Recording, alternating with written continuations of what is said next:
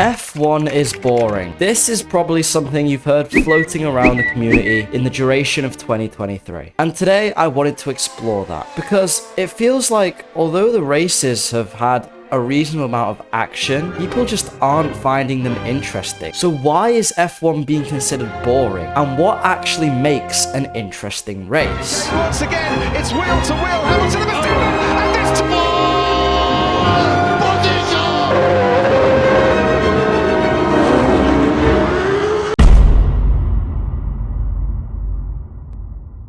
When you mention F1 being boring, the first thing that normally comes to people's mind is a lack of overtakes. And that definitely does make for a boring race. Having no on-track action or battles means that the eye candy and appeal of the sport is lost. It just removes tension, and tension is really important in racing. Another thing that frequently comes up is one-stop pit strategies. It just feels like when a pit stop happens, it seems to re-engage a lot of people's attentions, and when everyone just does one stop at a similar time, it seems to remove any of that traffic or battles we get through traffic that used to happen when we had more pit stops in a race. When a driver goes in for a pit stop, everything is out of their control.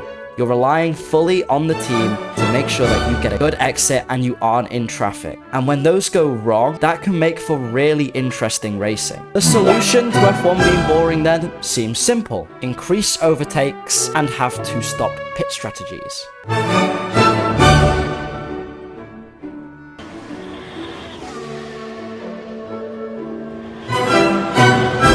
DRS was introduced in 2011 in order to increase the amount of on-track overtakes. And if we look at the Spanish and Miami Grand Prix this year, with changes to the DRS zones, we can see that there was a lot more on-track action. We can also see that in Spain this year, everyone was on a two-stop pit strategy, therefore surely increasing tension. No, in fact, most people consider these two races to be boring. If the problem isn't the overtakes and the pit stops, what actually is the problem? The race I'm going to use as my case study is the 2023 Miami Grand Prix, because I think this is one of the most interesting races in terms of people calling it a boring race. This year's Miami Grand Prix had 60 overtakes, 43 of which were shown on TV, which is a good number, and last year's had 52. So that means there was an increase in the racing. Not only did this Miami Grand Prix have 60 overtakes, it had Max Verstappen coming from low down on the grid back up to the front, and a battle for the lead of the championship between him and his teammate Checo Perez. The ball's wheel to wheel and round the outside. Will it be the lead? It's close between the two of them. The crowd are roaring, and Max Verstappen takes the lead of the Miami Grand Prix. Which again seems like something integral in a really exciting race. In fact, the grid was reasonably messed up because Charles Leclerc had spun in qualifying and not everyone had put their best times in yet. So you had the Haas of Nico Hülkenberg battling with the Ferrari of Charles Leclerc for a good couple laps of the race, as well as Fernando Alonso's Aston Martin having a battle with Carlos Sainz's Ferrari. And yet, most people, when asked, would call this race a snooze fest. Well, my theory on the matter is what makes most sports, not just F1, interesting is unpredictability. The fact of the matter is, you expect Max Verstappen to be able to make it to the front of the grid from 9. Considering in Jeddah, he already made it to second from P15. You also expect him to be faster than Perez because the car's designed around him. So when he overtook Perez, it wasn't that much of a surprise. I do think the battles between Aston Martin and Ferrari and the Haas of Hülkenberg and Charles Leclerc were some of the highlights of the race, but the fact of the matter is they only lasted a couple laps each, so it wasn't a big deal. And it wasn't for the front of the grid, which is, let's be honest, what people care about more. And the next thing I'm about to say may be a little controversial. When you're a kid and you watch F1, the thing you find the most exciting is when a car crashes out. Martin, upside down as you can see, and the roll hoop. Fernando Alonso goes off the track. That's a high speed. Absolutely nothing he could do. The car just went.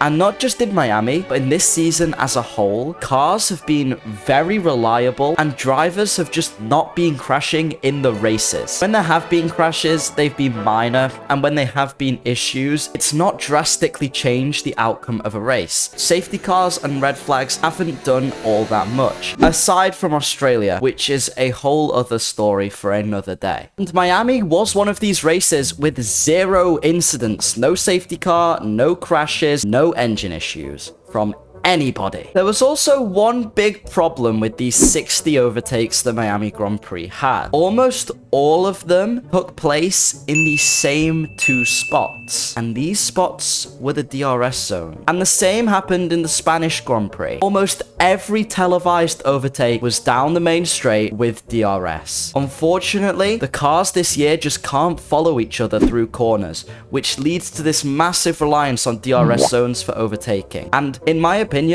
and I think the opinion of a lot of other people, this does not make interesting racing. You want to see people battling through corners, not on the straights. I'll tell you now what makes an interesting race. As we saw in the 2021 season and the 2012 season, when you have a close championship battle, it makes every race so much more intense. When there's not one clear, defined person who's dominating the grid, you always want to know who's going to be at the front. I take you to Imola 2005, Fernando Alonso versus Michael Schumacher. No DRS, defensive versus offensive. Regarded as one of the most exciting races of that season, that race had less overtakes than Monaco 2021, a renowned boring race. But that entire race battle for the lead created tension and unpredictability, which is exactly what sport needs to be interesting, especially F1. But genuinely, let me know what you think of this video. I'm a very small channel and any support is appreciated. I hope you did enjoy, and I hope maybe this provides some insight into F1 for you.